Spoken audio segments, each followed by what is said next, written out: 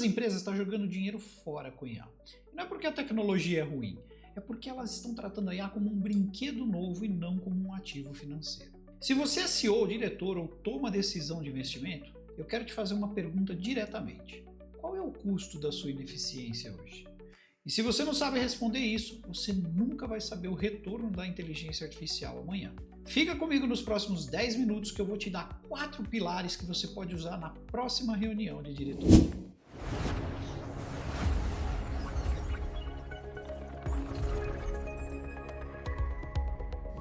Fala Einsteins, beleza? Bem rapidinho aqui para quem não me conhece, eu sou Eric Luque, CTO e consultor de estratégia de IA e implemento esses projetos para valer dentro de empresas reais, com dinheiro real em jogo. E é justamente por isso que esse vídeo vai ser bem diferente do que você costuma ver por aqui. A maior parte do conteúdo sobre IA hoje é sobre ferramentas, né? Qual modelo usar, qual prompt copiar, qual curso fazer. Isso é importante para quem executa, e muito. Mas se você decide, você precisa de outra lente. Você precisa da lente financeira. E é isso que eu vou te entregar aqui. Os 4 pilares que transformam um projeto de IA de custo em ativo. Pilar número 1 é aquele que quase ninguém faz, que é medir o custo do problema antes de medir a solução. Deixa eu te dar um exemplo concreto. Semana passada, uma empresa me procurou e disse: Eric, a gente quer implementar IA no atendimento aqui da empresa. Minha primeira pergunta foi: quanto custa para você hoje atender um cliente? Eles não sabiam. Não sabiam quanto tempo o atendente gastava por ticket, não sabiam o custo hora daquela equipe, não sabiam a taxa de retrabalho, mas já estavam com um orçamento aprovadíssimo para a compra de uma solução de IA. Gente, isso é o equivalente a investir em bolsa sem saber o preço de compra da ação. Você não tem como calcular retorno se você não tem um ponto de partida. O que você precisa medir antes de qualquer projeto de IA é bem diferente. São horas homem gastas no processo atual, custo direto dessas horas, tipo salário carregado, etc. Taxa de erro ou retrabalho do processo, receita perdida por conta da lentidão ou do erro, custo de oportunidade do time que está ocupado com aquilo. Essa é a sua linha de base. Sem isso, qualquer número de ROI que você apresenta por conselho é um chute com calculadora. Eu tenho uma planilha de cálculo de baseline que eu uso com os meus mentorados que automatiza tudo isso, mas você pode começar bem basiquinho com esses 5 pontos. Esse é o pecado mais comum que eu vejo em apresentação de projeto de IA. O time técnico sobe no palco e diz: nosso modelo atingiu 94% de precisão. O maior orgulho. Eu olho e pergunto: ótimo, e daí? 94% de precisão não paga salário. 94% de precisão não entra no balanço. 94% de precisão pode até ser tragédia, dependendo do que aqueles outros 6% representam em contratos perdidos ou em clientes processando a empresa. Métrica técnica é ferramenta de time de engenharia. Métrica de liderança é outra coisa completamente diferente. Essas são as métricas técnicas que você deveria ignorar na reunião de diretoria: precisão de modelo, recall, perplexidade, latência em milissegundos e etc. E as métricas de liderança que você deveria cobrar: redução de horas homens por processo, aumento de taxa de conversão, redução do ciclo de venda, redução de churn e margem adicional por cliente atendido. Você percebe como são muito distintas esses tipos de regra entre uma e outra? Na prática, se você não consegue multiplicar a regra por um valor em reais, ela não serve para tomada de decisão executiva.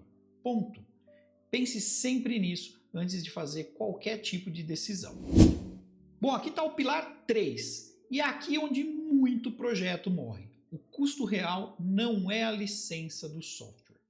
Quando uma empresa me pergunta quanto custa implementar IA, eles estão pensando no preço da API, na assinatura, no modelo. E isso, pessoal, é o que menos importa, é a menor parte em toda a nossa conta.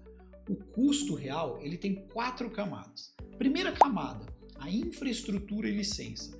Isso é o que todo mundo enxerga. É geralmente 20% só do investimento total. A segunda camada é a camada de integração. É conectar com o sistema legado, com o nosso CRM, com o ERP, com o banco de dados. E isso é trabalho de engenharia e consome muito mais do que a empresa imagina. Terceira camada, governança. Quem valida a saída do modelo? Quem audita isso? Qual o plano quando ela alucina? E o pior, quando manda informação errada para o cliente? Qual o processo de compliance? Se você não respondeu essas 3 perguntas, seu projeto é um passivo jurídico esperando para acontecer. Quarta camada, adoção. Treinamento, mudança de processo, resistência cultural. O modelo mais preciso do mundo não entrega valor nenhum se o time te boicota. Então, numa regra bem prática que eu uso em consultoria, pegue o orçamento que te apresentaram, multiplique pelo menos por 3. Este sim é o custo real e honesto para um projeto de A bem feito. No meu treinamento avançado, eu detalho como reduzir esse multiplicador através de uma governança muito eficiente. Agora o quarto pilar, e esse é o que quase ninguém calcula, o custo de ficar parado. Toda análise de ROI tradicional compara investir contra não investir e trata não investir como custo zero. Em IA, isso é completamente errado. O não investir tem custo e o custo está cada vez mais crescendo. E por quê? Porque seu concorrente está investindo. Porque o seu fornecedor está cortando o preço em 30% graças à automação que ele implementou. Porque o seu cliente está começando a esperar tempo de resposta de segundos e não de horas mais. Então, olha, o custo do não fazer, ele tem 3 componentes. Primeiro, o gap competitivo. Quanto você pede em market share por ano para quem está implementando? Segundo, a dívida operacional. Processos que ficam mais caros relativamente a cada trimestre. Terceiro, custo de recuperação. Quanto vai custar implementar tudo isso daqui a 2 anos, quando a gente estiver só correndo atrás? O meu ponto aqui não é alarmista, meu ponto é que inação também é uma decisão financeira e precisa ser calculada. Se você vai decidir não investir agora, tudo bem, mas decida com o número na mesa, não por inércia. Agora vamos aplicar os 4 pilares que eu acabei de passar em 3 decisões que eu vejo toda semana. Vamos pegar o primeiro cenário, visão computacional na produção, essa é a minha queridinha. Vamos começar pelo baseline. Quanto custa hoje o controle de qualidade manual? Qual a taxa de defeito que te escapa? Segundo ponto, métrica de negócio. Quais são as perguntas? Redução de refúgio, redução de recall, aumento de produção por hora. Terceiro ali, custo. Qual é o custo real? É a câmera, integração com o ERP, treinamento do modelo com os produtos específicos, até porque não dá para usar modelinho de mercado. Quarto, o custo do não fazer. Olha, tudo que a gente já discutiu aqui. Se o concorrente automatizar primeiro, ele consegue preço mais agressivo. Entende?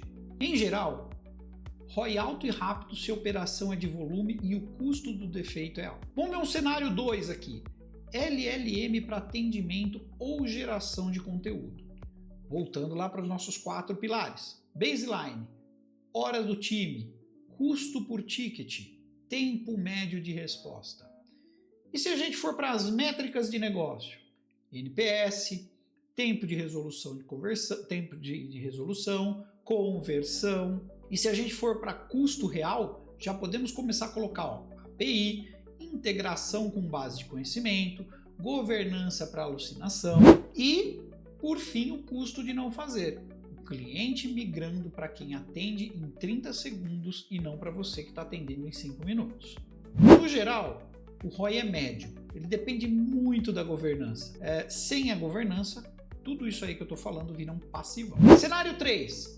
Automação de processos internos. Baseline. Tempo gasto em tarefa repetitiva e erro humano no processo. E quando a gente fala de métrica de negócio, podemos falar como redução de headcount ou redirecionamento para tarefa de maior valor. E o custo real desse cenário? Geralmente é mais barato dos três. De longe ele é o mais barato dos três, mas depende de quão bagunçados estão os dados. E o custo de não fazer? Time desmotivado, fazendo trabalho de robô, que nem um bando de doido, totalmente cansados. E esse custo, pessoal, é muito alto para a companhia. Em geral, o ROI é mais previsível, é um começo mais seguro para quem está entrando aí na IA agora. Bom, infelizmente eu não conseguiria dar exemplos melhores aqui, porque cada empresa tem uma impressão digital de ROI que é única, que é o que eu tento tratar nas mentorias. Mas eu acho que já deu para a gente passar um pouco dessa ideia aqui, né? Olha, eu sei como o código funciona. Eu abro o meu terminal todo santo dia. Eu mesmo implemento agente, eu configuro o MCP Server, eu realmente sujo a mão, tá? E é exatamente por isso que eu posso te dizer com toda segurança. Para o seu negócio, o código é o que menos importa agora. O que importa agora é a estratégia, é a decisão de onde colocar capital, de como medir resultados, como blindar a empresa contra o risco. O código, pessoal, é commodity, a estratégia não. E se o seu time técnico está te apresentando IA como um problema de código, ele está olhando para o lado errado da equação. Então eu te deixo com uma pergunta e uma sugestão. Minha pergunta é, na última vez que alguém da sua empresa te pediu orçamento de IA, essas pessoas te apresentaram esses 4 pilares? Baseline, métrica de negócio, custo real e custo do não fazer? Se não apresentou, você já tem a próxima pauta da sua reunião. Então, escreva aqui nos comentários qual desses 4 pilares é o mais difícil para a sua empresa hoje, que eu vou prometer para você. Eu leio todos e vou responder todos. E os mais comentados vão virar um vídeo aqui. E se esse conteúdo te economizou uma reunião ruim, me ajuda deixando o like e se inscrevendo no canal. E o próximo vídeo que eu vou fazer é sobre governança de IA, porque tudo que eu falei aqui sobre o pilar 3 depende dela. Então já se inscreva para não perder nada, e se você quiser falar comigo sobre a mentoria AI Decision Sprint, eu vou deixar um link aqui para você agendar comigo. Mas lembre-se, eu não abro para muita gente, então ela é bem selecionada. O meu assistente fala com você primeiro e aí depois a gente conversa. Então, até a próxima!